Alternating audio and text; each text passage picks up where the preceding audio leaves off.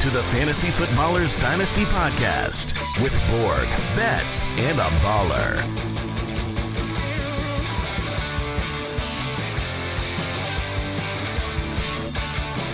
We're back. It's the Fantasy Footballers Dynasty Podcast, Wednesday, April 19th. And we're back here. We needed another dose of the Hitman. That's what we needed in our life. Hitman. I'm joined by Mike Wright and Matthew Betz. I'm Kyle Borganoni. And on this episode today, our goal is to not trash the quarterbacks. Mike, I'm going to try to rein you in from just not destroying these guys. Look, I like two of them. No. Nay, I like three of them. I forgot. Like, even I forget how much I like Hendon Hooker from time to time. And we're going to get to talk about those. We'll talk about the tight ends. We'll even talk about some strategy. But I know you and I have been following this on the DFS and betting podcast Betz, but does anybody and their mama know what they're doing in the draft? Because these odds shift so much every single day. You know, just when we kind of thought we were getting clarity in what the NFL draft might look like, we had a couple of mocks come out in the last day or two that just look absolutely crazy. Now there's a ton of buzz on Hendon Hooker to be a first-round quarterback. So to answer your question, no, Kyle, we have zero clue what's going to happen, which I love. I mean, I love this time of year, the speculation, the question marks, and then it all happens on Thursday night, and it's, for Dynasty players, is so much fun. So I'm excited to see what happens and see what we get wrong over the next 2 weeks. It's a difficult world where the draft season, look, I love it.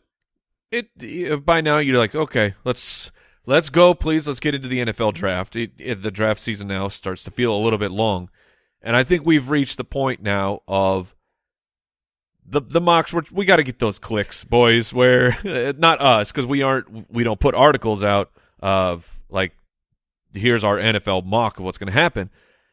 But there's been so many. There's been hundreds and hundreds and hundreds of mock drafts out there. So at this point, people are doing just absolute crazy stuff, putting it out there of just in case something really crazy in the draft happens, and they go, ha, see my latest mock, I got that one thing right. And it's a little unfortunate that this is how the economy works. It's an economy of clicks, and yes. The crazier things are, the more clicks you're going to get. It's at this point, it is not fun to put out a mock that is consensus. No, not at all. And I like the chaos, but I embrace, like, we don't know what we're doing. We're getting information of what we think other people are getting with reporters. I wrote an article called NFL Draft Headlines and Misinformation, How to Sort Through the Stink. Yes. And it took me a while to get the right alliteration. How to ponder through the poo was one of them, but I went with sort through the stink because there's so much of this team likes this player, this team needs this player, this team's always done this team's never done this team's going to trade up. And I think when you look at mock drafts, my cynical side says there's very little accountability because once we get to May, we're moving on. But I think what we need to embrace is these prospects and what they mean for fantasy. So that's what we're doing on this show. That's what we're going to look up with these quarterbacks. And I would say quarterback as a whole is a position where you can like a couple of things, but man, the NFL misses this, right? This is a position that is the most important position in all sports, but the NFL just airballs this all the time, trading up for certain players that just quickly are out of the league. So we'll talk about that today. I stand corrected. I mean, I don't put out mock drafts. Apparently, Betz, Matthew Betz is using my website to put up his mock drafts. I don't know who authorized this. Because he snuck under my radar. His is a betting perspective of, okay, here's what the lines have said, and here's where they go. But I agree. I mean, can we trash mock 1.0 Betz? Yeah, it's garbage. Because what's funny in it is, and I put this in the intro, is this is not what I would do. This is not what I think is going to happen. Here's what the betting lines are telling us. Okay, see, and that's good. In the last week, everything has changed so much. So I will have, correction for Mike, I will have a betting version of this for people that are looking to make some money on that 2.0 out this week. And we'll see what's changed. And we'll talk about that on our DFS and betting show, which drops every Friday. And we'll have a lot that changes over the next couple of weeks. Our final rookie mock draft, which will be in the Ultimate Draft Kit Plus, In our Dynasty Pass, our rookie rankings will be updated. We're always updating our production profiles, looking at certain players and how they fit in, including some new tools that we're playing around with that Mike has kind of gotten off the ground. I mean, yes, yeah, we have a comparison tool that we're still, flipping some switches, twisting some dials, moving some levers, just trying to make sure that it's as predictive as possible. But I mean, even on the early beta version, very exciting to it can be difficult because there's so many inputs and so many variables of like making sure I keep track of, well, I'm going to compare this player using these metrics. And it's like there's so many that you can get in there. So we're going to try and make that as easy as possible for our listeners, for the Foot Clan out there, and very excited to get it out. You can get all of that in ultimatedraftkit.com. I have a quick question for us, and this is going to take you back. Think of your younger self. Maybe be a little bit, a little gracious, because it's easy to look back and say, I was so dumb back then, and I am very smart right now. Yes, this is the smartest I've ever been. There you go. Is this the dumbest you'll ever be, though? Yeah, I mean, it's really a scale that goes back and forth at each individual moment. Quick question is this, and I'll start with you, Betz. What is the biggest mistake you made early on as a dynasty manager? Yeah, I think there's a bit of a misconception when it comes to building a dynasty team, especially if you're new. You think, oh, I'm going to create this just super team that in 2 or 3 years, maybe 4 years, is going to be elite, and I'll win 3 or 4 titles in a row. That does not happen. It's very hard to predict what's going to happen in the NFL. Kyle and I, weekly in season, are talking DFS, writing articles, trying to figure out what's going to happen in 7 days from when we get all the content. We're wrong all the time. Imagine trying to predict what's going to happen in 5 years in the NFL. It's crazy, and it's impossible to do from a dynasty perspective. So one mistake I see often is teams overvaluing rookie picks, rookies, and just willing to get rid of 27, 28-year-old wide receivers who are still going to be productive for you in a couple of years. So one thing that I've definitely changed over the course of time is treating it more like a modified keeper league, if that makes sense, where I've got a good core that I want to build around, 3 to 5, 6 players, something like that. But I'm making trades all the time. I'm very willing to move on from guys and keep turning it over and over again, because what you think will happen in 5 years is a fool's errand. What about you, Mike? Sure, I'll jump in, and it's drafting exclusively situationally over talent. And it, even still to this day, it is very difficult. I know that the dynasty players out there, you're sitting in the middle of round 1, and the running backs, like the tier is about to fall off, but you're comparing a running back who is in like tier 2, who is a 3rd-round pick, to a wide receiver drafted in the 1st round. Now, wide receiver in the 1st round, yes, they don't always hit, but you got to. We are analytics in Dynasty. We are numbers driven. The probability of a 1st-round wide receiver hitting versus a running back drafted in the 3rd round looks like he's in a fantastic position.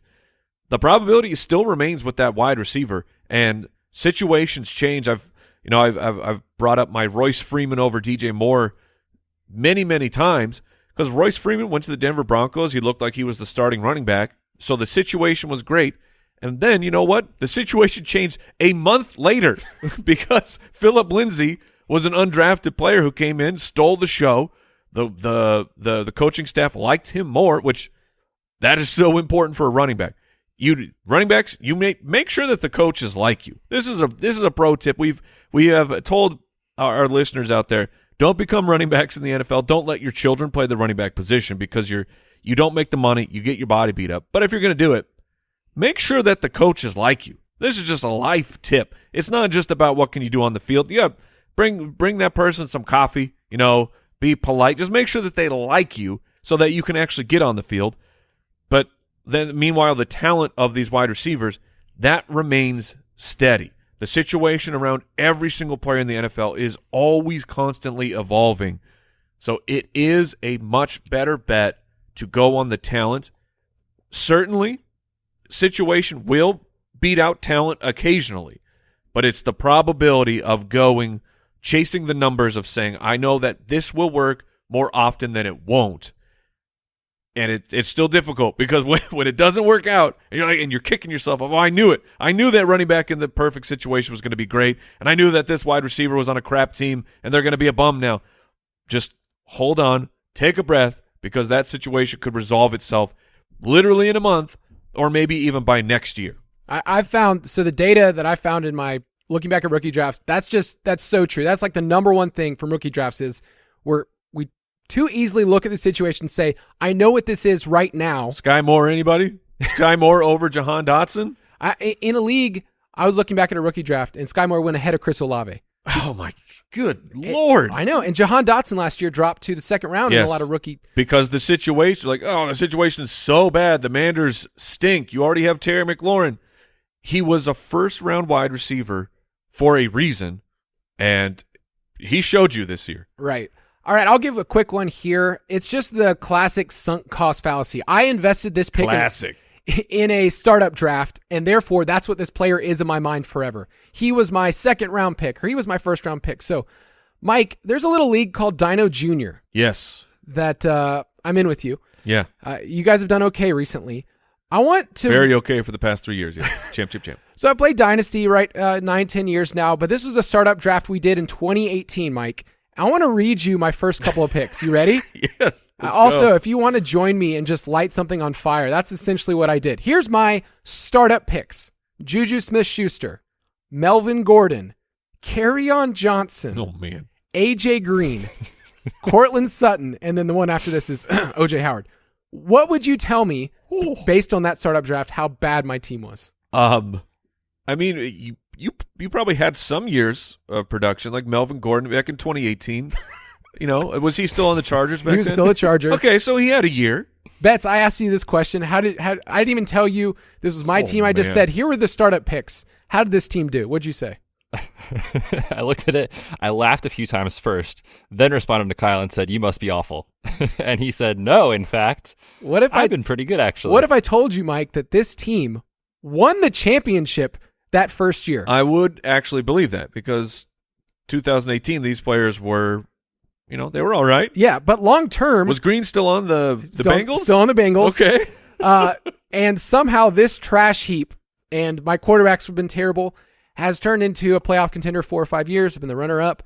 And here's why. Because that original startup draft cost, I could have easily said, oh, man, but I gave a third or fourth rounder for Kerryon Johnson. This is a one-quarterback league.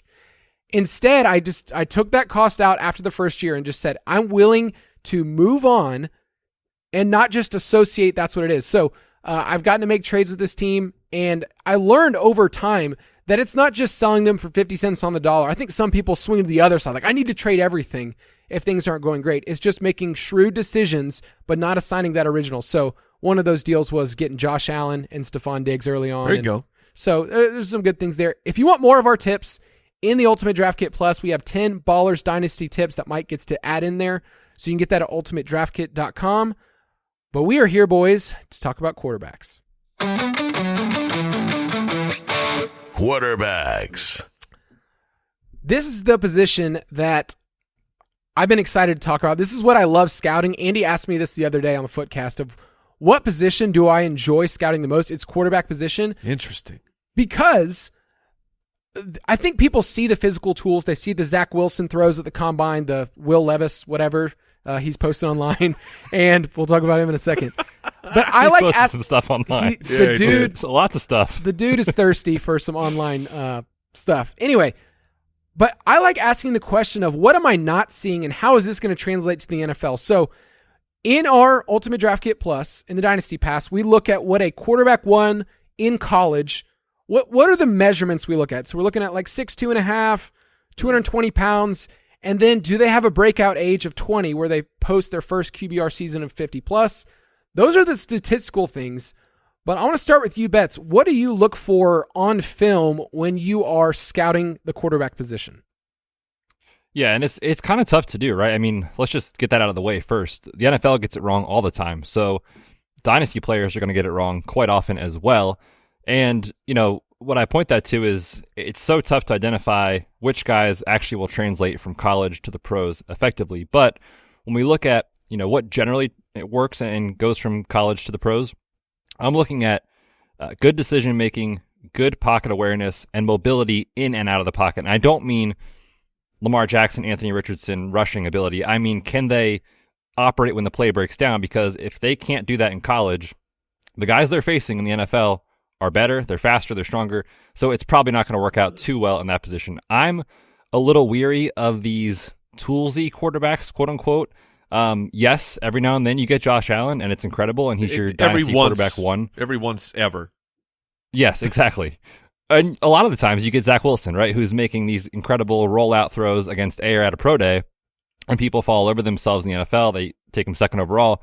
We know how that goes. So I'm always more, skeptical of those types of prospects. I look for the decision-making, pocket awareness, and mobility. Yeah, with Zach Wilson, I remember doing his rookie profile and just saying, this won't work because the amount of time that dude got at BYU. Yeah, his offensive line was elite. Yeah, and so he basically could just sit back there, wait for players, and he had a couple players that were like NFL caliber players. He had Tyler Algier, he had Dax Milne. Like, he had players that were NFL caliber, and yes, like, he can rip it. Like, Zach Wilson, like, has a good arm when he's, everything goes as planned. So it's more of asking, what am I not seeing? And what I wasn't seeing for him was, this dude's never pressured. So how's he going to handle when that shows up? For me, my favorite thing to look at is intermediate throws. Like, if you can slay in the 10 to 20-yard range, if you're doing that consistently, those are the throws that move the chains in the NFL. If you're a quarterback that gets a ton of yards from screens,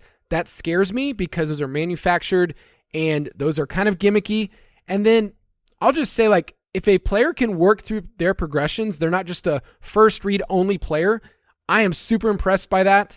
And, spoiler alert, I actually think Anthony Richardson can do that, work through progressions. Can he be accurate is a different question.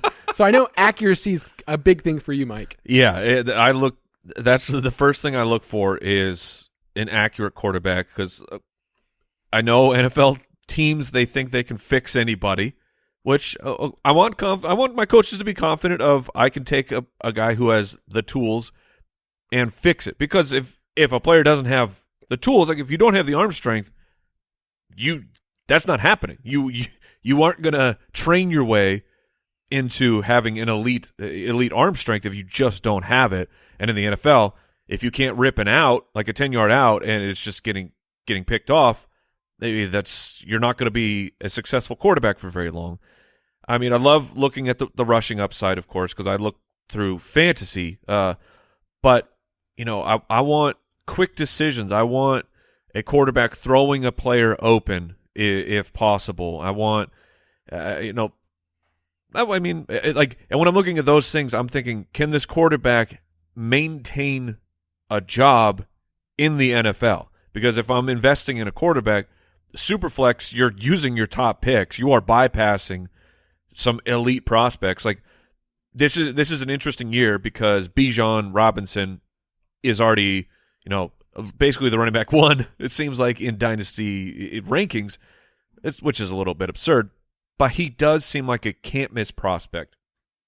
And he will get drafted above quarterbacks in a lot of leagues, in Superflex leagues, which is wild, because usually it's no matter what, right, the top two minimum, usually like top three quarterbacks, those are the first three picks, just slot it in, and then the players who have picks 104 later, they're just scooping up elite skill position players. You're getting top tier wide receivers, in a Superflex, Anthony Richardson.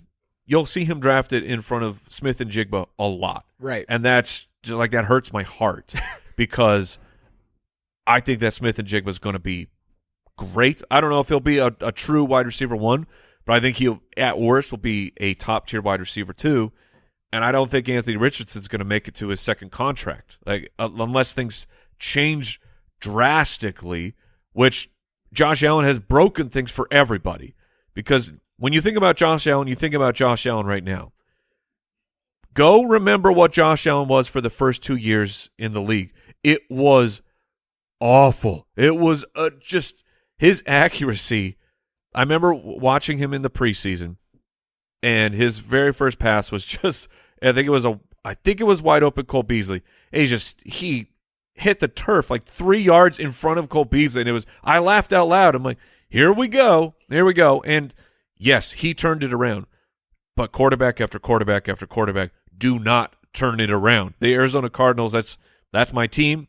I have watched us draft so many. Oh, they got the tools. They got the skills. They got the huge arm. They did not have the accuracy. They left Arizona without the accuracy, and it just never came. So I get freaked out when guys don't have at least a baseline above average ability to hit a moving target or place the ball where it needs to go. And we're going to talk about these guys and kind of assess where they land. I mean, I did a super flex draft the other day with some of the Foot Clan, and it was interesting to see how the quarterbacks got pushed up, but pushed up because of what I think people were saying, like, oh, they're going to be the top first 4 picks. Like, that seems to be in a direction where that's not going to happen now. And I think the three of us would agree at least one of these quarterbacks that we're talking about today is going to fall further than what people think, possibly 2 of them. In the NFL draft? In the NFL draft. Yes. And so that affects where they're going. So when we get to these prospects, I'm going to bring up, hey, in a super flex, in a rookie draft, where would you take them?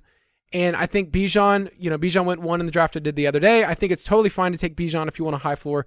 But let's talk about this first one. And these rankings are organized by Mike's ranks because, Mike, you're on the show. That's right. So this is my number 1 quarterback. This is Mike's. I don't know if Betz, if he's your number 1. I think he's your 2. I've got Young at number 1. Whoa. We're talking about C.J. Stroud, brother. Yeah. Don't bring up Bryce. Let us talk about. But he's not my 1. Okay, let us talk about C.J. Stroud, Ohio State Jr., or as he's better known as Coleridge Bernard Stroud IV. That's awesome. That's an elegant name. That is amazing. Adjust the ranks. I know. I can't. Betz, he's already number 1. Can't get him any higher. Just put him even higher. All right, C.J. Stroud. What's interesting about his story is he didn't have the same, Bryce Young was molded from an early age. This dude's going to be a quarterback. And C.J. Stroud had like no QB training all the way through high school. And then he got to the Elite 11 camp, which a lot of quarterbacks do, and he killed it. And JSN, Jackson Smith and Jigba, was the one who recruited him to Ohio State and said, this guy's a baller. I want him. And so C.J. Stroud started rising through the ranks, eventually replaced Justin Fields after he went to the NFL. And all Stroud has done the last 2 years is put up insane numbers at Ohio State, 85 passing touchdowns the last 2 seasons. He checks everything you want from the production standpoint, but we have to bring up that he played with arguably the best wide receivers in college football of all time. Like I wrote the sentence down and then all time. I think that's actually true. Like I think it could be the best group ever. Garrett Wilson, Chris Olave, Jackson Smith and Jigba, Marvin Harrison Jr. next year, and they probably have 2 other players that should be getting drafted next year as well. So all of that to say, when we're talking about production, Mike, what do you like most about Stroud? Why is he your 1? He makes smart and quick decisions. And what's interesting is if you're paying attention to the mock drafts and the betting market, Bryce Young has catapulted to not just he's probably going number 1 in the betting markets. It's a lock. Kyle, do you have the current odds? Like last I saw, it was Bryce Young minus 1,000. It was at minus 1,500. Oh my God. Yeah. And we'll talk about that on the betting podcast, but that is actually a wild number considering the information that's gotten out there. It's way too high in my opinion. Sure. But the point being the people who are accepting money to gamble and they would have to pay out if they're wrong are saying, no, go ahead. Bet all the money you want on Bryce Young because he's going to be the guy. He's going to be the number 1 pick. And so that's just crazy of how that has turned. But back to CJ Stroud. He makes the quick and smart decisions. I know he had a pretty good offensive line situation going on for him as well. So that can be a little bit of a red flag. But when in my scouting, what I'm watching is it's not him just like sitting back there for 8+ seconds. That's hyperbolic. But when you watch Zach Wilson, there were times where he was back in the pocket, like building a house, making a sandwich, and then deciding, oh, I should throw this football. Like that's not what I saw from Stroud. I saw a guy who had good protection, but was also making really smart and quick decisions. And accurate, like going down the field when his wide receivers, who are great, they're getting open, but you still have to hit them. You have to hit them in stride, and the way that the NFL is changing to be so scoring friendly. The NFL wants high scores, and they're making the rules so that these things can happen. You still need a quarterback who can actually hit the wide receiver down the field, and to me, I saw that all the time from C.J. Stroud, and not doubting what the read is, not doubting this is the throw that I need to make, and then forcing your way into the progressions. It's good for a quarterback to be able to do that, but I don't want a quarterback who is doubting what they are seeing on the field and hesitating and then ending up on the third one when the first read was there, and it's going to turn into a positive play. So I loved seeing all of that stuff from C.J. Stroud. The prototypical build is there. Yep. We've talked about this in the footballers' headquarters a lot of Bryce Young. He's, to prototype, he's undersized. And we've had to deal with Kyler Murray, who has been great, but there's also, there are some disadvantages of being the size that Kyler Murray is. It turns into a detrimental situation at times. So it's not to me that Stroud is just light years ahead of Bryce Young. It's just I think Stroud is better, and he has the physical tools just in his natural-born body to be that quarterback position. So I have him at 1. Yeah, so he's been my 1. His tape against Georgia is arguably my favorite college tape I've ever watched of a prospect because he did nothing wrong, basically. He rolled when he needed to. Right, and that's what I see. Is I'm like, I see a guy who's not making dumb mistakes, and he's making the right decisions. Yes, and all levels of the field. So there's so much that you can like there. Betz, does it feel like he's just a high floor prospect? Like it's hard to poke holes and say this guy's going to be bad. Maybe not as high a ceiling as someone like Richardson. Yeah, I mean, if everything hits for Richardson, obviously his ceiling is head and shoulders above anyone else in this class. But yes, I agree. The floor does feel safe, and I say feel safe because we think that about quarterback prospects. Every now and then they just don't work out. But on tape, I agree. He makes the throws. He doesn't have to see it first to throw it. He throws his guys open. There's a throw, and I was at this game against Penn State late in the game. They're up by, I think, a touchdown. Like they have to convert a first down to seal it. And the throw he puts on with the touch over the defender, sees it before it happens, that's an NFL caliber throw, and he has all of those on his tape. And I also just want to say real quick, I know the big negative on him is, well, his wide receivers were incredible. Well, his offensive line was really good. Joe Burrow threw to Jamar Chase and Justin Jefferson. He's pretty good too. So I don't know that it's necessarily something that's a negative. It is important to mention. But yes, I agree. Stroud is a great prospect. I'm excited to see where he goes, and I'm excited to see him play in the NFL. Yeah, he was pressured on just 21% of his dropbacks. It's second lowest in the NCAA behind Stetson Bennett. So basically, if your team was really good, it's probably because you had a good offensive line. But when he had a clean pocket, he was murdering 35 passing touchdowns, clean pocket, led the NCAA. So yeah, I love Stroud because I love the high floor. I hope he goes to the Panthers.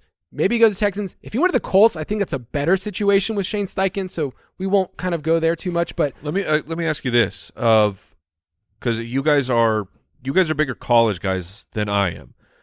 Where, and you may not have this, so this might be just a top of the head conversation. Compare C.J. Stroud to like Trevor Lawrence, where Trevor Lawrence, his situation, if you don't remember, everybody, he was the number 1 pick, like seemingly almost before he took a snap in the NCAA, and then he proved it over time of no, this looks like a can't miss quarterback prospect and dominant, just having great years, and then becomes the number 1 overall pick, and we kind of had this debate when he was coming out of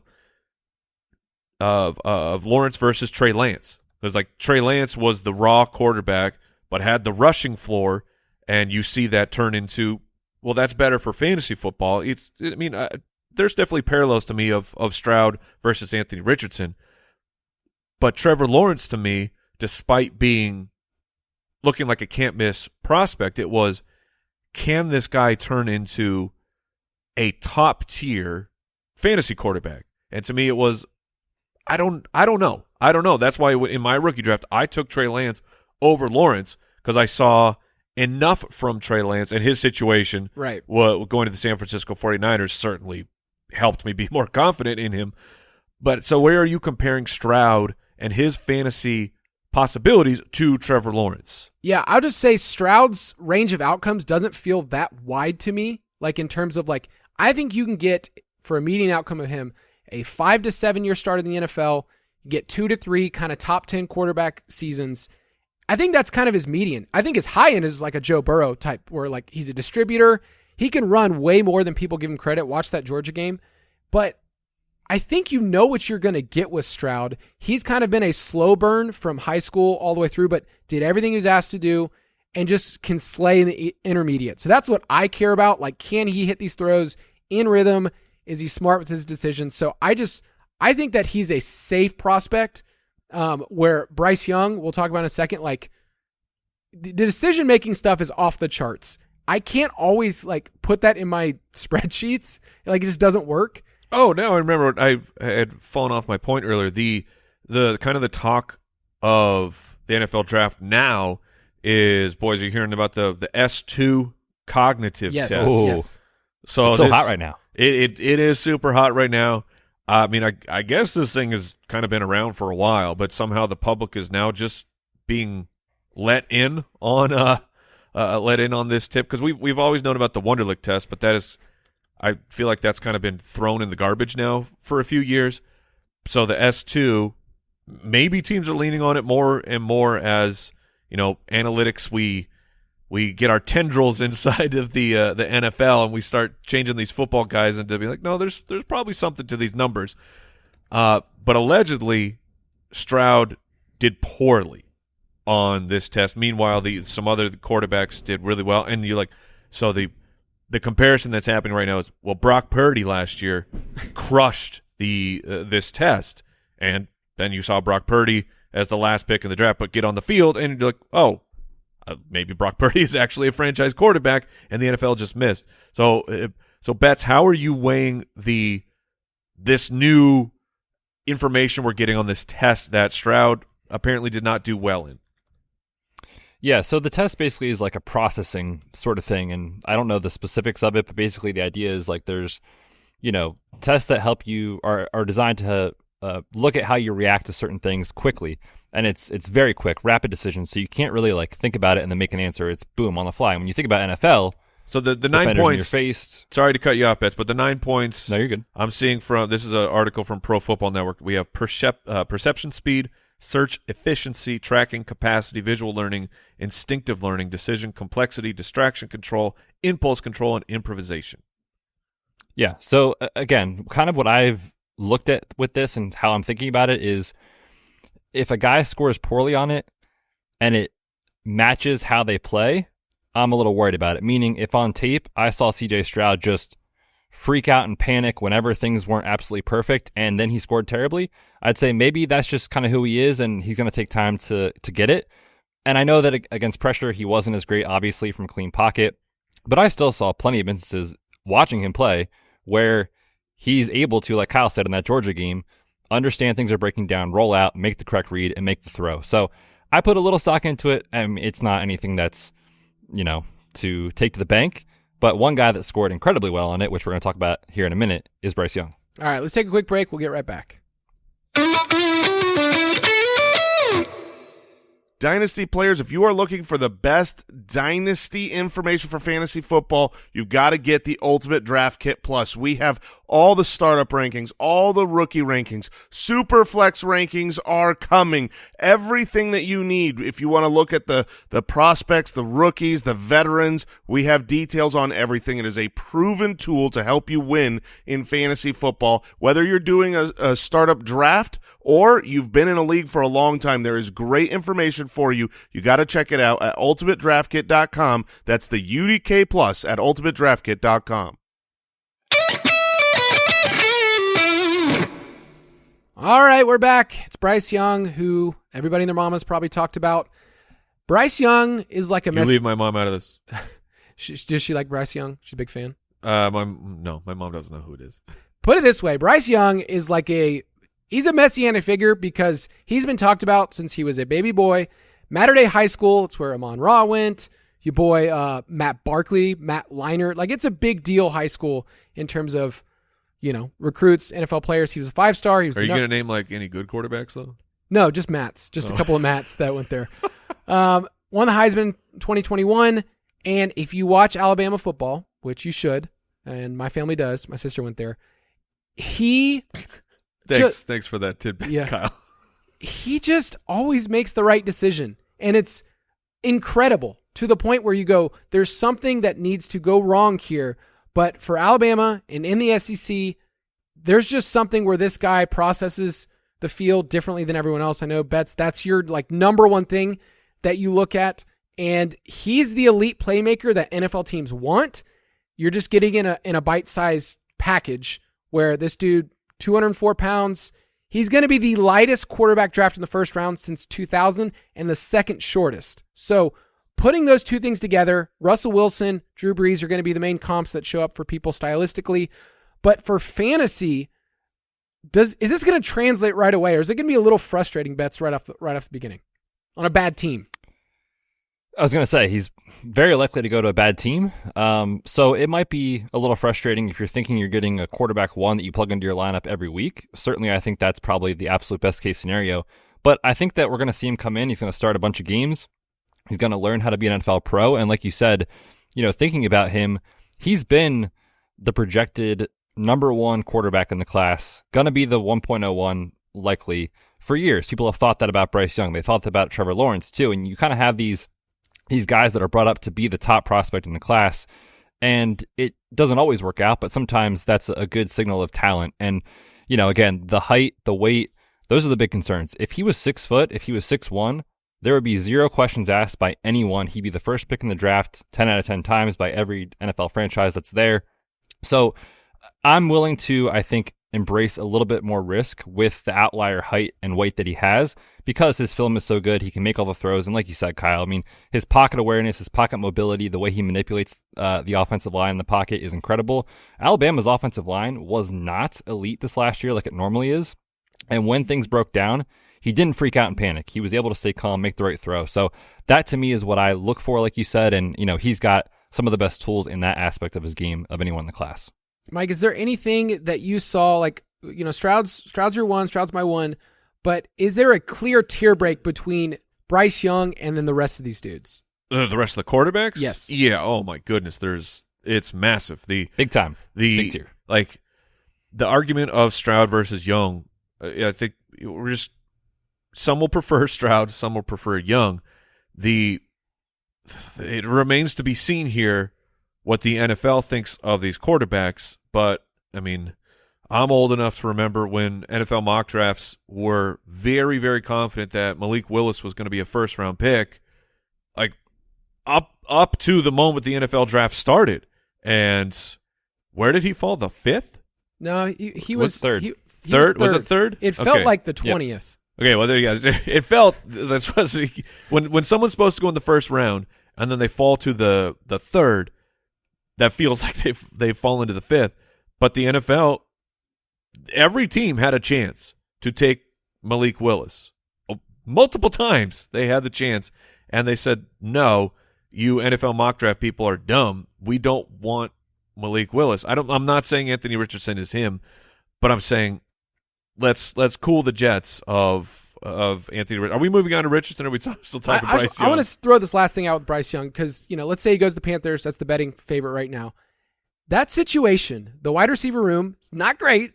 Adam Thielen, who's they traded their one to go get Bryce Young. I mean, they have a superstar in Terrace Marshall. We all know that. It's any moment now he's going to break out. I mean, DJ Chark.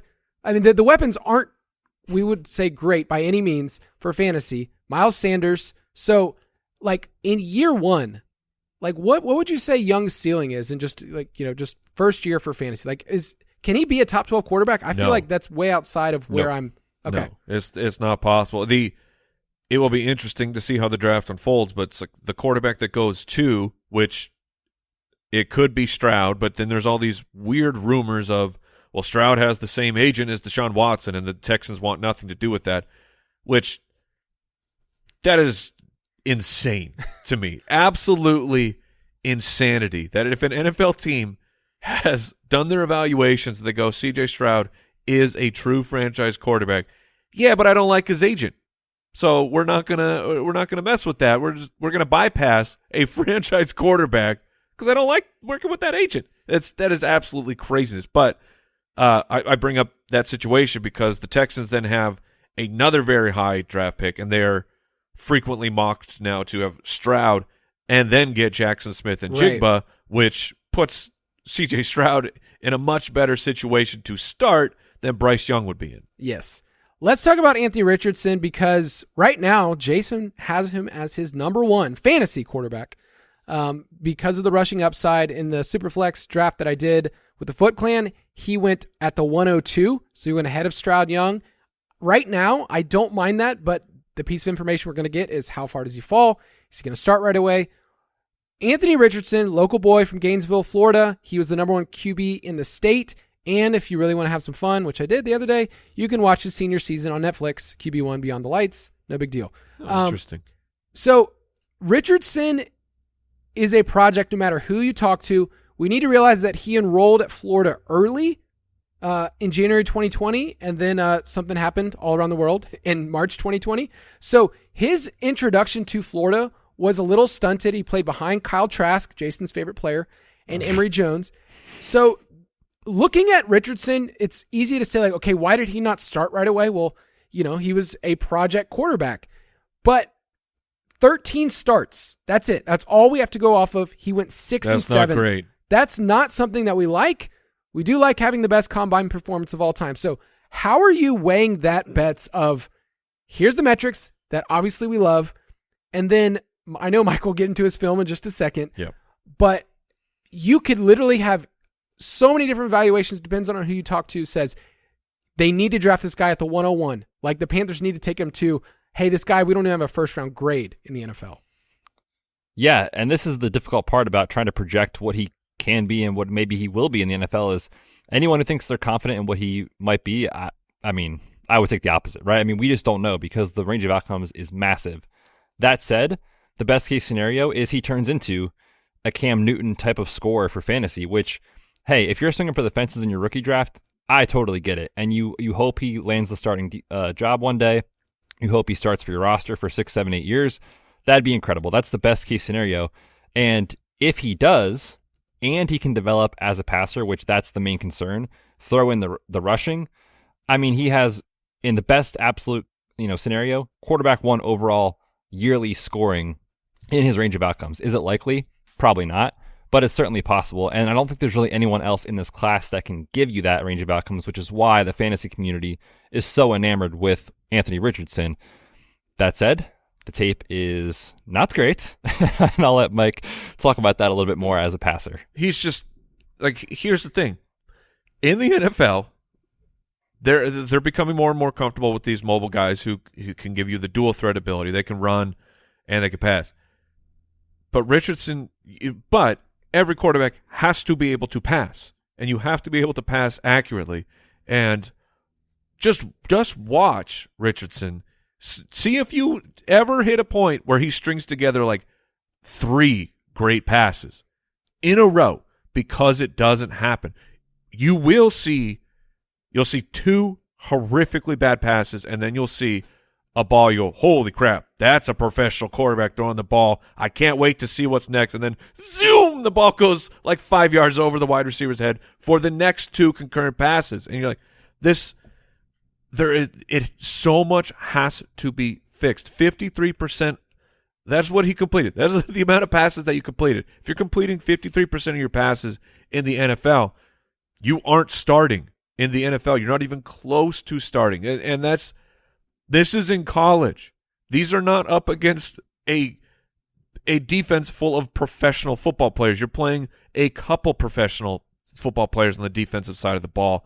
So I am so concerned that this is not a fixable thing, and he won't be a long-term starter in the NFL. He's going to get drafted and will get an opportunity, but can he turn into Josh Allen? I'm going to put my money on that he cannot. I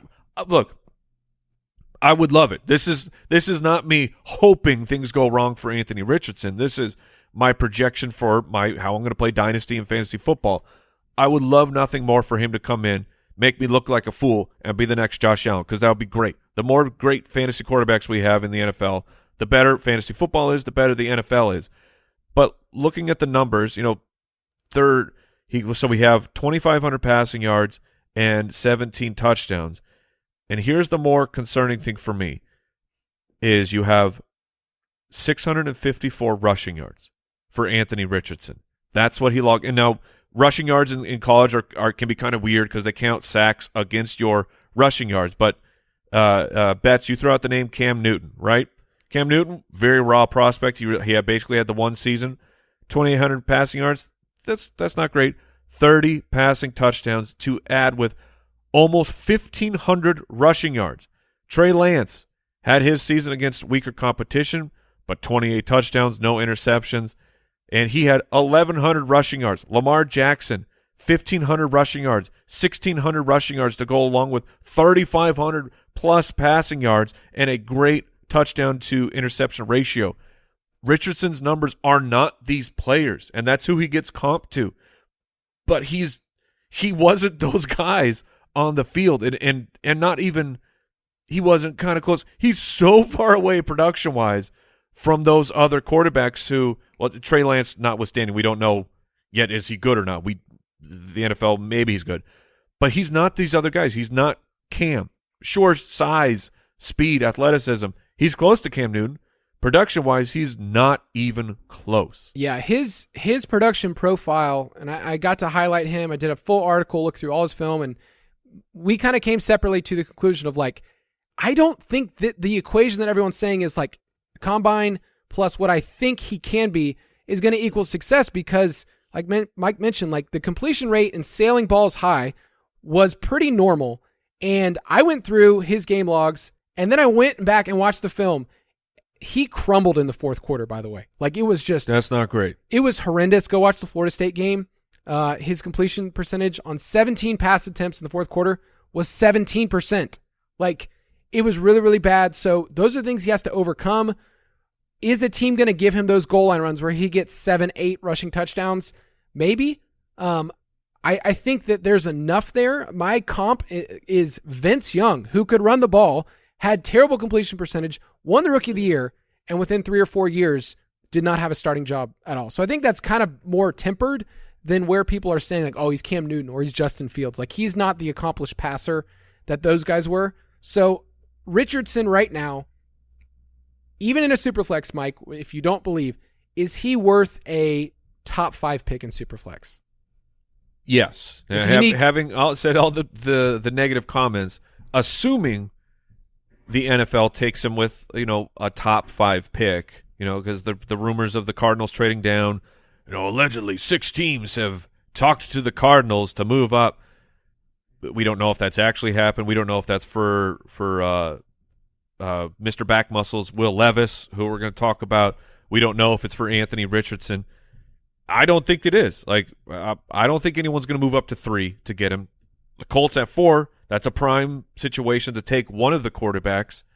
But I am concerned that the hype that Anthony Richardson is getting and carrying from the combine, I'm concerned it doesn't turn into a top 10 pick. And it turns into like a middle of the first round pick, which is still good for a quarterback, but it is definitely the NFL is telling you we're not all very sure that this player is going to work out. What about you, Betz? Where does he, in Superflex rookie drafts, where are you taking him? Where do you feel comfortable?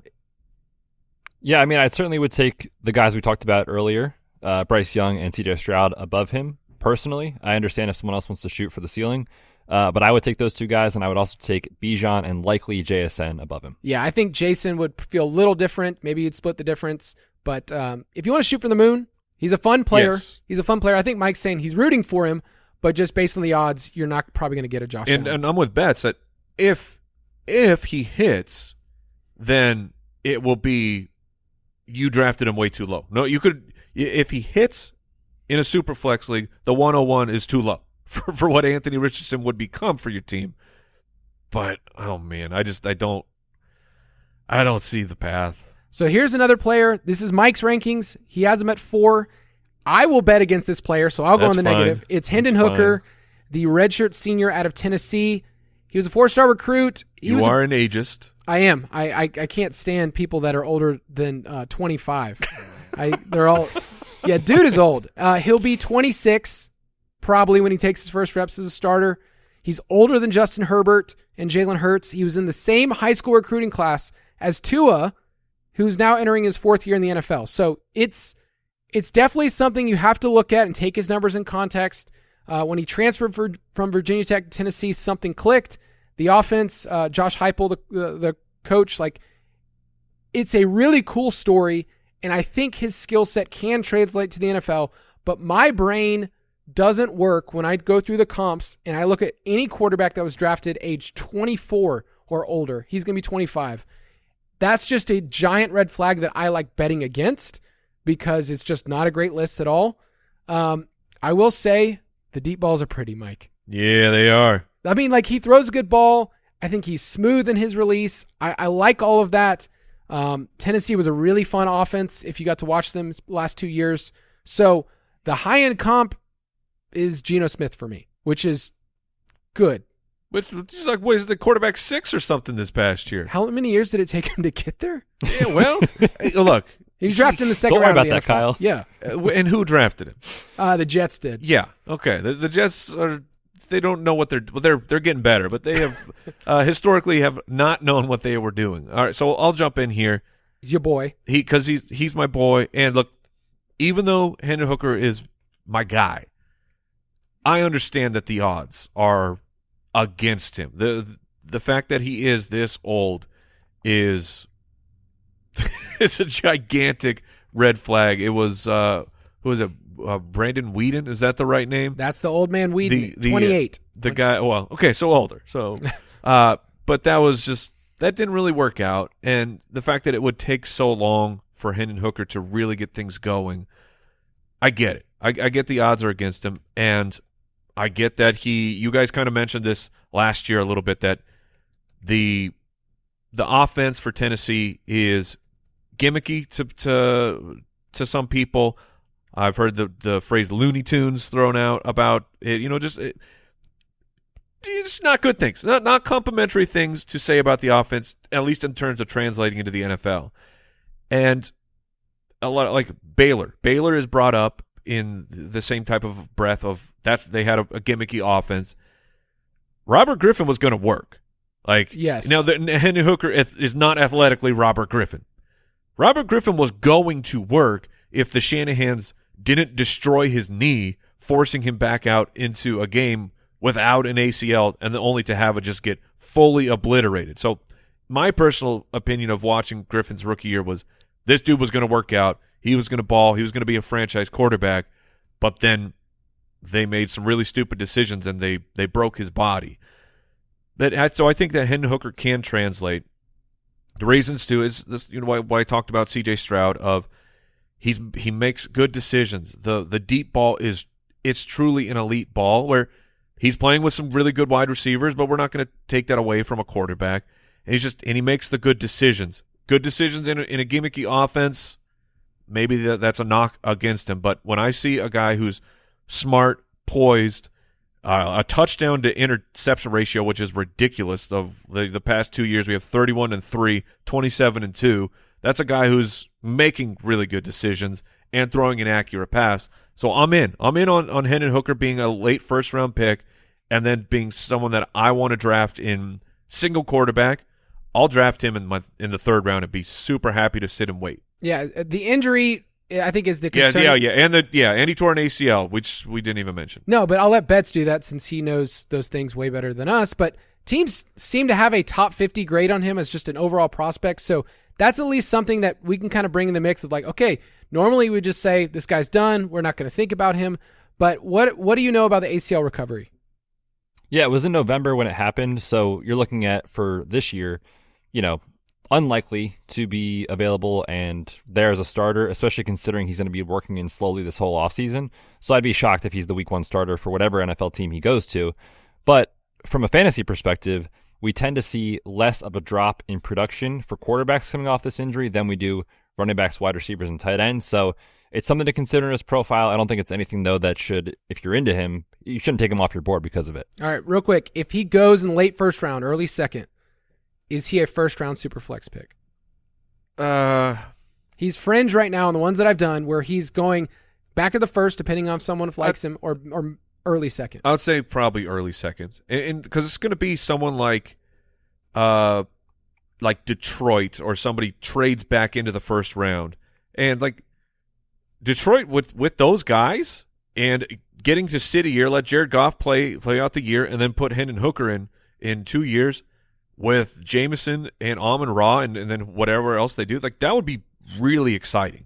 Speaking of Detroit, I just placed a wager on this next player, Will Levis, to be drafted by the Lions because Will Levis is a high T guy. And Dan Campbell loves that approach. Will Levis, Kentucky senior, transferred from Penn State. So, Betz, I know in just a second you have a lot of thoughts of why he wasn't good and didn't play there and got beat out. So you can talk about that. I did know this about his profile. He's from Connecticut. And there's only been 2 relevant quarterbacks in the NFL from Connecticut, and they weren't good. So wait, so he was? You're saying he was born in Connecticut? Yeah. So that's part of why he can't be good. There's not a great pedigree of players from the Northeast that made it all the way through. Dan Orlovsky, trust the process, ESPN, Mike. Come on, Tim Boyle. So wait, Tim Boyle? Yeah, your boy. Will Levis. We can say a lot about him physically, and he wants to say a lot physically about what he posts. And then we just found this information, Betz. What does he like to do with his banana? He eats bananas with the peel on, and also apparently puts mayonnaise in his coffee. I could not be more out on a prospect after hearing that. I'm going to jump in on those 2 things real quick. As someone who lived the keto diet for 2+ years, I can understand. I don't know if Levis is on that type of a diet, but I can understand making that move. Because it's like back when I was doing it, like I would put like butter in my coffee. I would put heavy whipping cream in my coffee because that's where I'm getting my energy source. So I can at least be like if I squint my face hard enough, I can see what he's doing. Eating a banana peel is just screaming, "Look at me." Because it is idiotic. The peel comes off this is not an orange. Like the peel just goes, and then the banana is there, and all the delicious parts are available. You can even, unfold it half, and then it gives you a nice little handle, so you don't get your hand messy on the banana. Eating the banana peel is just moronic. And red flag. Gigantic red flag. I've got a lot of red flags because, there's some players that I like to hate against. Joe Burrow famously, just because the dude that thinks didn't work out for I know. you. No, not skills-wise, but he thinks he's too cool for school, and he probably is. He's cool. This guy is a little bit on the try-hard side for my liking. This is like Dollar Tree Joe Burrow? This is Dollar Tree. I put Carson Wentz or Jay Cutler, who thinks he can run the ball. Oh my gosh. His budget, Carson Wentz? So that is not a good place to be. I'm not very kind to Will Levis. I think the NFL could feel differently, and I wrote up a lot of stuff on the website, Rookie Profile. But Betz, this is a 5-year college player who will be 24 when we get through the summer. He redshirted at Penn State, and then he was behind your boy Sean Clifford, who is not being drafted by any team this year. I can guarantee you that. So why did Levis just, sit on the depth chart and do nothing at Penn State? Yeah, here's the kind of truth about his story. I mean, these other guys, right? We talked about them. Top recruits, 5 stars, 4 stars, 3-star recruit. Truthfully, Penn State didn't really go and recruit him. He kind of had his eyes set on Penn State, and he went there, and they said, oh, he's athletic. We can use him as like a wildcat quarterback. He never really attempted any passes in that offense. He just wasn't ready to be a quarterback. So he transfers to Kentucky, puts some good stuff on film in his first year there. Good year, but I have a major question. If he was good, if he was really that good, last year we saw arguably the weakest quarterback class in recent memory. I mean, Malik Willis, people thought he was going to go in the first round, dropped to the third. 1 quarterback in the first round is unheard of. Why didn't the NFL tell him to come out after a great year? He goes back, injuries, loses a couple of playmakers, and it's a disaster. So I have major question marks about Will Levis's ability to be a long-term starter in the NFL. I guess what I'm hearing around the league is like he had, NFL caliber play calls and he could command the offense and the pocket and all that stuff. But he cannot command the pocket. Sorry, I misspoke. Not the pocket, the huddle, and at the line of scrimmage with reads and stuff like that. But yes, the pocket awareness is atrocious. I talked about how I value that with Bryce Young. Will Levis, to me, if there's one guy in this class that I'm the most worried about adding to my roster, it is Will Levis. When we do know that Will Levis is tough.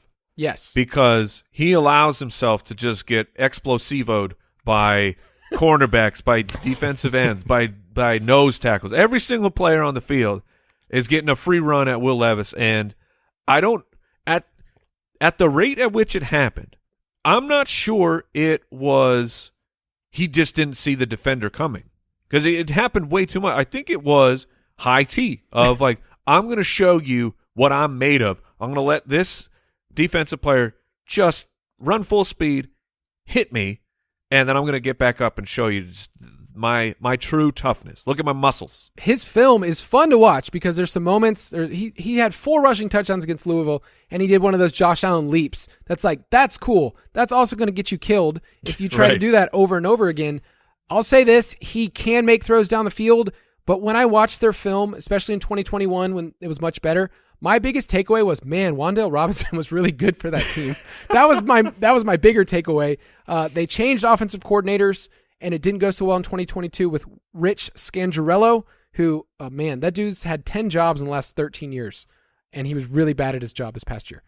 All of that to say, Levis has a wide range of outcomes, I think, for some people. For me, he's just someone that I just don't feel comfortable of holding up at the next level. I don't think it's going to work. Jay Cutler with wheels Jay Cutler had a couple of moments, but for fantasy, it was like you got a top 12 season, and then it was just done. And he was over. So big arm, not really into it. And in a super flex, this is me personally. I'll let somebody else make the mistake. Yeah, 100%. This reminds me of my feelings of last year, despite the NFL, or 2 years ago, despite Zach Wilson being the number 2 overall pick, it was, oh no, they are very, very wrong of taking Zach Wilson here. I don't really care. Does he become a value at some point? Because I don't think he's good. And that's where Levis is for me. I like Richardson, I'm concerned, but I see what he could become. Levis, I'm just concerned. Yes. Let's move on. We're going to talk about tight ends next. And man, I have some opinions out there. Good. Tight ends. Do you remember putting that together, Mike? That drop? That ripper. Oh yeah. That was a good one. Tight ends is... Hey, guys, sorry to interrupt off the top here, but Jason actually has something he really wants to say here about tight ends. Okay. Well, Big hey Jim. there, guys. Not to hijack the show that I'm not on, but I wanted to say a quick word about rookie tight ends. You shouldn't draft them. That's my quick word. I don't believe you should draft them. Sure, if they are falling to the 3rd round or further in your rookie picks, absolutely draft them. But that's not where they're drafted. They're often drafted in the 1st round when there's hype around prospects, and this is a great tight end class, as no doubt you're going to hear from these other brilliant people on the show. But I wanted to give a little bit of data to make my case as to why you shouldn't draft rookie tight ends. Well, the main reason is because over the last decade, there's been 143 tight ends drafted, and there's been 5 decent hits in fantasy football. And really, if we're talking about who we're drafting in rookie picks, we're just talking about day 1, day 2 guys that are great prospects. Well, there's been 53 of those and 5 hits. That means you're getting about a 10% chance to get it right. And when you're drafted in the 1st round, you're at like a 50% chance of having a relevant fantasy player. I want to bring up 2017 very quickly. In 2017, that was a great year for tight ends. O.J. Howard was going to be a stud. David Njoku was going to be a stud. Evan Ingram was going to be a stud. And Alvin Kamara was drafted behind O.J. Howard. Juju Smith-Schuster and Kareem Hunt went behind David Njoku. Cooper Kupp, Patrick Mahomes, Chris Godwin, Jamal Williams, James Conner, Kenny Golladay, Chris Carson, and Deshaun Watson went behind Evan Ingram. The hit rate on these tight ends aren't that great. And yes, if you could get Travis Kelce, that would be awesome. You're probably not going to. It's probably going to be a wasted pick, and you're going to wish you just picked up someone off of waivers. That's how I play the tight end position. And you go, well, what about tight end premium? It's the same position with the same results. That's my case. These two guys can disagree with me all you want. I just had to say my piece. Jason, I feel like I was really selfish. He just wanted to get on the show credits at the very end. So my comment is I'm in full agreement now. Like I have, after the years and years and years of Dynasty, I'm 100% on board, except when my man Jace is trying to besmirch Evan Ingram. I will not tolerate that. It just took a little bit of time, guys. Like we had the breakout year, and now we're back. What do we say, like, when we finish the show, we go in there and we punch his sandwich? Something just to let him know we mean business. We punch his sandwich? Yeah, his lunch, whatever it is. Oh, okay. I thought there was some term that the cool kids were using. Well, now it's I'm going to punch your sandwich. Today. I'm walking up to Jason's lunch, and I'm going to punch his sandwich, whatever it is. All right. I'm putting out an article soon about what we look for in breakout tight ends, so I will mostly agree it's rare. But the prospects we're talking about today, the first one is Michael Mayer, tight end out of Notre Dame, and I feel like the floor with this dude is very high, and what you're going to get is probably a 10-year NFL player. That's rare to be able to say for someone that's good at a lot of stuff. I won't say great at anything. So I think athletically, you're going to be able to make arguments for Dalton Kincaid, which is Betz' boy. But I just want to say this about Mayer. He's just been a stud all the way through. He's the Notre Dame leader at the tight end position in almost every major category. And Notre Dame's had some awesome tight ends. Tyler Eifert, Cole Kmet, Kyle Rudolph. Like, they've had big tight ends in the NFL. But he was Notre Dame's wide receiver one. He led the team in receptions, receiving yards 2 years in a row. And get this, Mike, an NFL scout said this. He's, quote, built out of vibranium. All right. Well, I mean, if you're going to use nerd language like that, you can get me a little hot and bothered. Yeah, he could have said adamantium, which is fine, but vibranium is cool with me. I mean, adamantium would really be the much better comparison because I don't know of – is anyone built out of vibranium? Oh, God, I'm going to screw this this Vision up. built out of vibranium? I think so. Okay. That would be pretty cool. I'll say this. His comps, what they show up is a Greg Olsen, Hunter Henry type, and I've seen some old man Jason Witten comps too, of someone that's going to be consistent in the NFL. The ceiling on Michael Mayer feels very low, but if you knew you were going to get a 10-year start in the NFL that's going to have a couple of top 5 tight end seasons, like I think that's what you can get. I don't mind. I'll just win. Like, yeah, year 4, you finally get something. But in a rookie draft, in a one quarterback league, I do not mind taking that shot in the mid-second round. He's mostly going, though, at the 1-2 turn. Oh, no. So if he falls, though, then I'll be fine. If he's the second tight end drafted, I'll be fine. But I feel like he's just an all-around solid prospect. I can't really poke holes other than, quote, he's not as athletic as we want to be. Yeah, true. A lot of players aren't, but I think he's solid, even if he looks stiff sometimes. So yeah, I mean, I'd prefer much more athletic tight ends. At this point of the season of where we don't know exactly where the wide receivers and the running backs have landed in the NFL draft, I get people being more excited about Mayer and Kincaid because the wide receiver class doesn't look as strong, but the NFL draft capital could turn things around rapidly.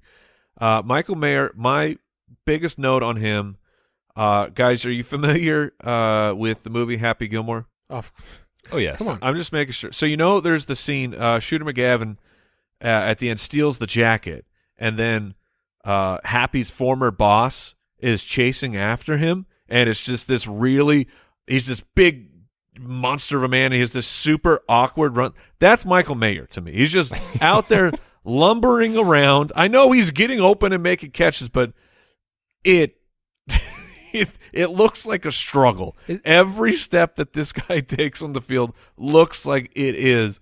He's just his feet are in cement, and I don't know. He doesn't strike me as a guy who ever turns into a top 5 tight end. And if I'm drafting a tight end with one of my premium rookie picks, I better see that path, and I better see that path as rapidly we're going to get there. And so even though he's my number 2 rated tight end, I'm not really interested at all. I was just there on the Happy Gilmore reference. I just went there for a while. Like, meet me in the parking lot. Yeah. Same guy that played Jaws in James And you can Bond. bet on me. Meet you in the parking lot. Yes, yeah, he's Jaws. Yes. Yeah. Richard Keel. That's the name. Betz. What a guy. I know. So you're more of a Dalton Kincaid guy. As am I. By a lot. Really? Yes. So what kind of separates those two in your mind? Dalton Kincaid, out of Utah, 5th-year senior, transferred from San Diego, the Toreros, and he was a no-star recruit, by the way, meaning the dude played basketball. He was awesome at basketball in high school and then kind of developed later on. So you can't say the same pedigree because, Michael Mayer was a 5-star recruit, but Kincaid's kind of grown into this role. He's kind of a big after-the-catch guy. Is that what more appealing at the next level for you, Betz? Yeah, real quick before you move on to Kincaid, I just want to say a couple positive things about Michael Mayer. Okay. A lot of, and I agree, like in general, hit rate is terrible, but there's something to be said about early breakout age, early declare, 3-year player in college, and he was used, and people say he's the inline tight end. He was in the slot, he was on the perimeter, so I don't want to just say like he can never be fantasy relevant.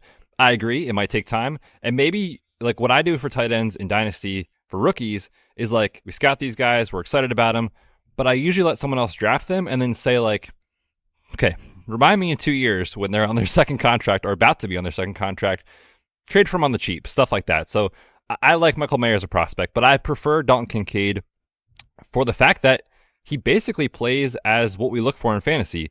He has excellent hands. He can play in the slot. He's a move tight end who is really good with the ball in his hands after the catch. And when you watch the rest of these guys play, to me, he's really the only one that makes catches that you can see translating to the NFL for fantasy, meaning running up the middle down the seam, a full route tree, catching over defenders, just athletically gifted. And we know athleticism, yards after the catch, yards per route run are extremely predictive for fantasy success, even though the hit rate in general is terrible. The guys that do make it, that's what they have, and Dalton Kincaid has that. So I prefer him. You mentioned not really being a coveted prospect coming out of high school. He only played 1 year of football in high school, so you could argue he's still kind of learning the position and everything. So if I'm taking one this year, to me, I am taking Dalton Kincaid out of Utah. Yeah, I'm with you, Betz. The yards after catch, Kyle mentioned it. He's second. He's second in yards per route run, and it reminds me of a couple years back watching the Mark Andrews year. You had Hayden Hurst and you had Mark Andrews. And I vowed after that happened, because I had Mark Andrews like well above Hayden Hurst for fantasy purposes. And then Hayden Hurst got drafted in the first round and Mark Andrews fell to the second. And I was like, well, man, that's a pretty strong argument in favor of Hayden Hurst, even though with everything in me of metrics watching the film, Mark Andrews was more the guy who could turn into a fantasy star. I let that sway me, and I said I'm not going to do that again. So even if Michael Mayer is, say, a first-round pick and Kincaid is a second or third-rounder, I'm still going to prefer him because he, like Betz laid out, he looks more like a wide receiver, and I don't want Jaws running down the field, getting me 10 yards and then kind of falling over.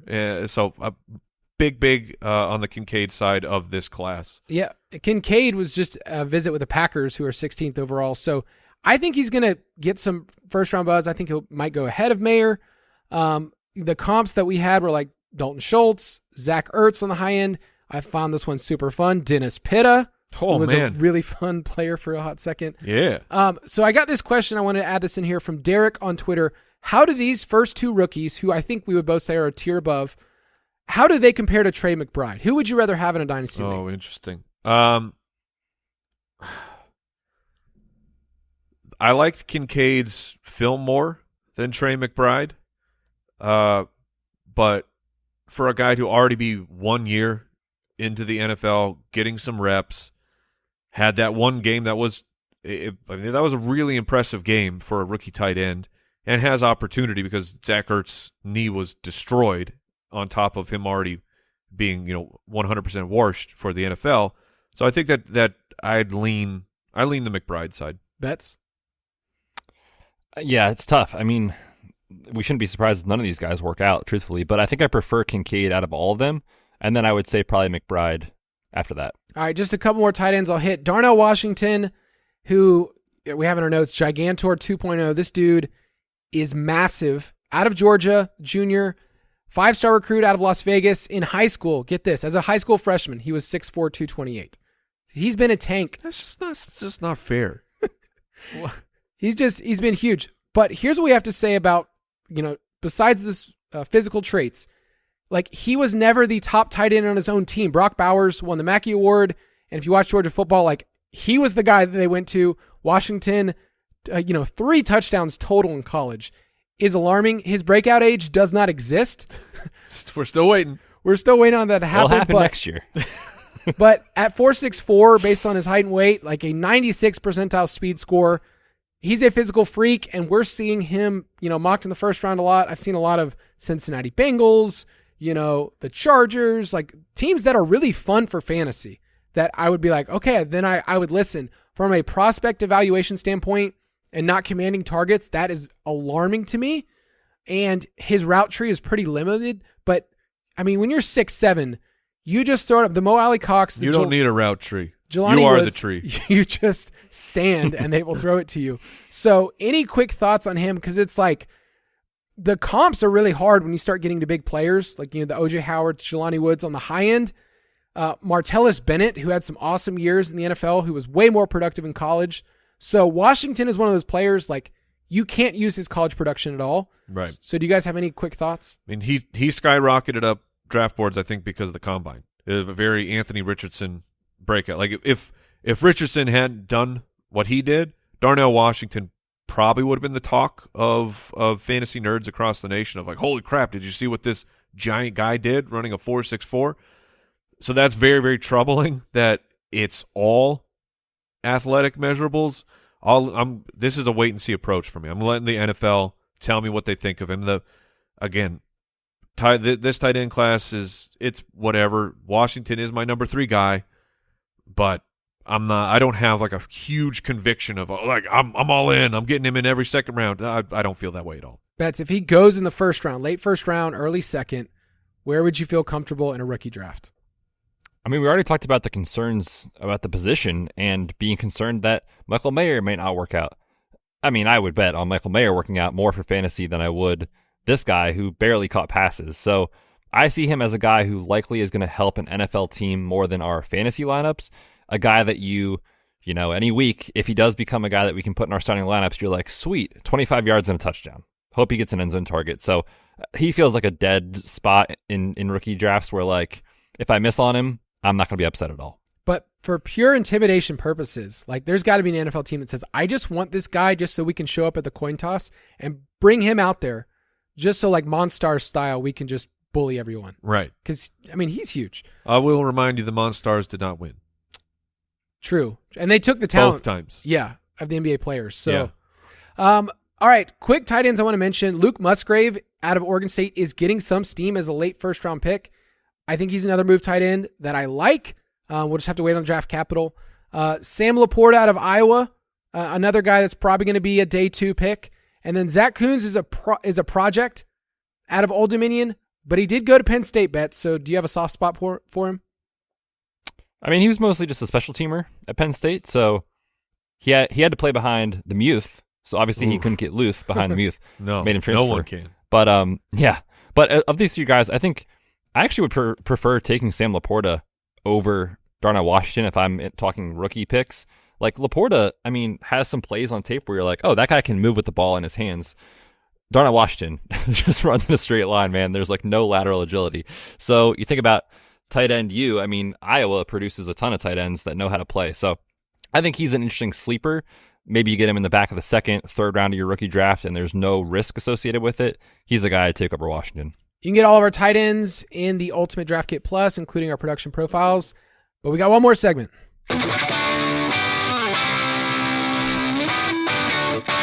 Take it or leave it. We're 3 episodes into this thing, and I feel like this segment at the end, some people are waiting for it because they're getting good advice. Like, we shifted Dynasty waiver wires for We just did. That was a good feeling. The trends over on Sleeper, we mentioned 3 guys, and all of a sudden they were the top 3 of trending players. Not saying it was us, but I'm not saying it There was you go. Last week, us. we talked about players that you're clinching your butt cheeks for, so I'm sorry, Mike, you weren't there for that.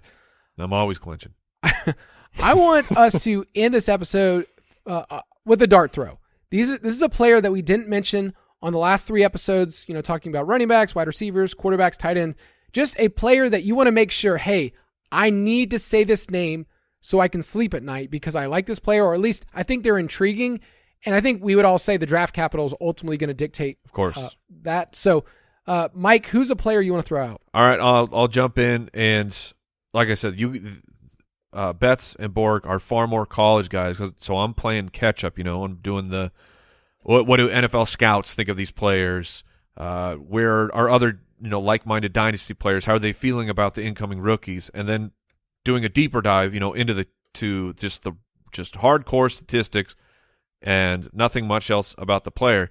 But I was pulling up some targets per route run, yards per route run, and all this stuff, and I was like, Kyle, do you know who Trey Palmer is? Because his numbers are absolutely outrageous. A 34% targets per route run, 3.26 yards per route run. Those are redonkulous numbers. And then you look up the fact that he's 6 foot 192. He ran a 4.33. So like there's very, very interesting things about Trey Palmer. You don't like that he was at LSU and he's like, peace out. I'm not getting the run I need, so I need to go to Nebraska. Nebraskans. I'm not trying to dunk on your franchise, but if you're at LSU in the SEC and you got to bail out, it's not the best look. But his production profile while he played in Nebraska is it's green across the board, green as can be, hitting all of the thresholds that we like to see for current pros, what they did in college. Fast, has size. He is a very, very interesting incoming rookie here, at least from a analytics perspective. No, I think that's the right approach of he hits all the box. Why did he transfer? You got to go through all those things, but intriguing. 46% dominator rating in ours is ridiculous. Is amazing. So yes, he checks those boxes that you want to mention. Betz, you have another wide receiver that is one of the few big guys. Yeah, and I think that's why he's getting some love in the NFL draft as a potential day 2 pick, so maybe round 2, round 3. So we'll see what happens. But Jonathan Mingo out of Ole Miss is a guy that I think is getting love because, like you said, there's so many small wide receivers in this class. The top ones are all, 5'10", 5'11", and they're skinny. Jonathan Mingo, 6'2", 220, I think is something that the NFL likes. Yeah, we'll see how it works out. Ran a 4.46 at that size, is 96th percentile speed score. We talk about all the time. That matters a lot more for running backs, but at least when you're thinking about, hey, I'm going to throw a dart in a rookie draft, the guy's athletic. Maybe he'll get a day 2 draft capital. We'll see. But only had the 1-year production, which is a concern. And he was a 4-year player, which we don't love. So low likelihood, but a guy to keep on your radar. And Mingo was his name-o. You were waiting for that. Yeah, it was. There it was. I saw Mike get ready to say something, and I thought maybe he has this great insights on this guy's tape or something. But it was just me and going, Gio. And that's even better. I'm going to go Raheem Jarrett, wide receiver out of Maryland. The dude's probably going to be a fringe day 2, day 3 pick. And he's more of an athlete than I think an actual receiver, but has some kick return experience. Early declare, 6 foot, measured at 200 pounds on his pro day, so at least there's something there. And Maryland's an interesting college where, Stephon Diggs, DJ Moore, my boy Chig Okonkwo. Super dope jerseys. That's for real. So he's just a name to monitor. And then last name, I think I just need to say Evan Hull out of Northwestern. Sure. 54 receptions last year. That's a 98 percentile mark. When we look at running backs, that's tied with Saquon from his 2017 season. So he's 5'10", 209. He hit a lot of the production marks we want at Northwestern. And could there be a team that uses him as a third down back somewhere, he gets some love and, ends up being a player on the, on the depth chart that moves up. So draft capital totally matters here. Evan Hull could be a, 4th round pick. He could be undrafted. Like there's a wide range of outcomes, but those are some players that we just wanted to make sure are on your radar. And Mike says this, after the draft, after the NFL draft, after your rookie draft, scoop up these kind of players. Scoop them up, because there are players on the end of your bench in Dynasty that should not be there, that should be punted to a bridge, and should not be here at all. That's going to do it for this episode of the Fantasy Footballers Dynasty Podcast. Next week, we'll be talking rookie draft strategy. Thank you for tuning in, everybody. Make sure you tell your friends about the podcast. See you next time. Goodbye. Thanks for listening to the Fantasy Footballers Dynasty Podcast. If you want to take your Dynasty skills to the next level, check out thefantasyfootballers.com.